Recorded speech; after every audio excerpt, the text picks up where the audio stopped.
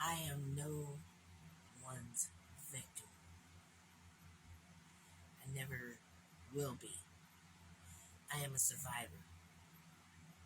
I am more than a survivor. I am a thriver.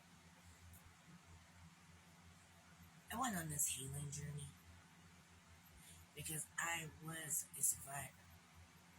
Still am. But I was just surviving. I wasn't living. And I wanted to live. And I couldn't do it in the state that I was in. I was a survivor. I was afraid. I was afraid of the world. I was afraid of people. I was afraid of being harmed again. I was afraid of being assaulted again and being abused again and being hurt again. I did not want this to happen. And I was scared and fearful of it, even though I had survived. But in the Bible it says to not fear 365 times. That's once for every day of the year. It's pretty important, don't you think?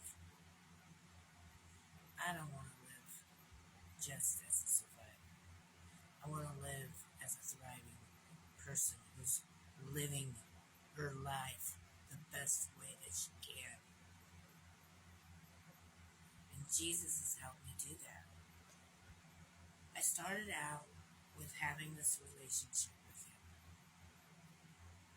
I suggest you do the same. It's amazing. And it is a wonderful, wonderful, beautiful healing process. You'll love it. I started out having this relationship with Jesus. And when I had this relationship with him, for the first time, I felt love that I've never felt before. And that was the beginning of the most beautiful healing. So, my next part that I started working on was my low self-esteem. I didn't want to be here. I honestly was just at my rock bottom. There was no other way to either be out of this world or to go up. So I went up. I went to the one who brought me into this world and brought me up in this world. And I never regretted a day of doing that. But I didn't have this low self-esteem, so what I did was I started listening to positive biblical affirmations. I would listen to Bible verses and biblical affirmations all day long, morning, breakfast, and lunch, dinner, all day long. If I was in the car, I was listening. If I was at work, I was listening. I was blessed I had a job, I could do that. I would listen to it at night while I was sleeping. I was hearing this, even if I forgot one night to turn it on, I was hearing it in my dreams. That's how often I listened to it, which meant that it was getting into my brain. And once it got into my brain, it reached my heart. Because once my brain believed it, my heart believed it. There are days when I still have to go back and listen to these affirmations and these Bible verses because first of all, everyone gets love. They do. Everyone gets love. They can't help it. It's part of life. So when I get low, that's what I do. But what helps not to get low, which I'm still working on because I haven't got my brain trained to do this as much as I need to. But what you really need to do is read your Bible every day. Someone suggested to me was 3 times a day, like breakfast, lunch, and dinner. Treat it as nourishment, right? It helps. It really does. There's so much more to this healing journey than I could ever go into in one video.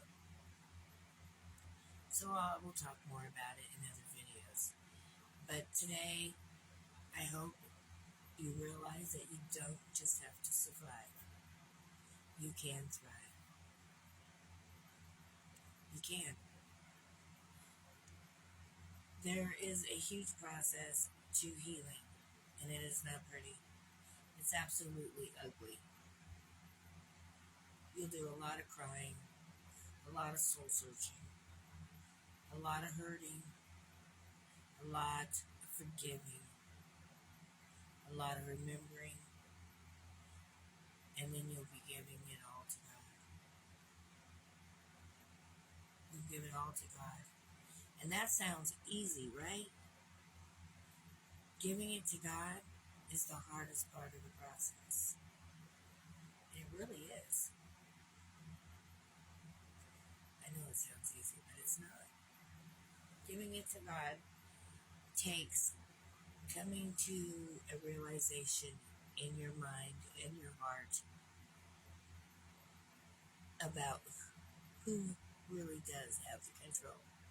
Because you really can't control anything. Nothing. There's not one thing that you can do to control anything. It's all in God's hands. And when you believe that, and when you finally believe that, then you'll be able to let it go and let God. And I know that I have been trying to do that for years, and I have finally figured out how to do that. And it was so simple that it was stupid. But, it's the simple stuff is hard to wrap your mind around. But there's a lot to be said for healing. When you heal, you're not triggered by every little thing. You're not insulted when somebody says something that they did not mean to be an insult.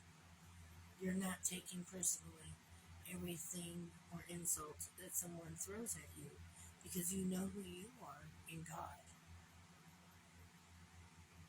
Who God made you to be. You know who you are. You don't need them to give their opinion to who you are anymore because you already know who you are. And that is freeing.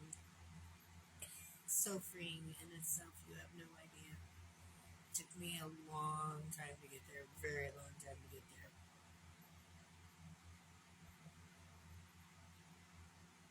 The whole Bible is about mastering yourself. It really is.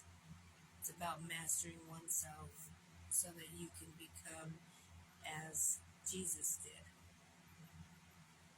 But when you're mastering yourself and trying to become as Jesus did, you also heal yourself in the process. And I know that sounds kind of like, oh yeah, really? But it's true. It's true. In order to master oneself, you have to heal. You do. You can't master yourself until you have healed. So it's kind of one and the same. And you will never be completely healed because you'll never completely be able to master yourself. You'll constantly be thriving to master yourself, which is a good thing. As long as you're constantly thriving, you're living, right? Right. Healing is necessary. It's necessary in the growth process. It's necessary for your emotions and your physical as well as your mental, because they go in hand to hand, and as well as your spiritual. It's like a trinity, like God is a trinity, Father, Son, and the Holy Helper. So is your spiritual, your physical, and your emotional. It is all a trinity. It works together.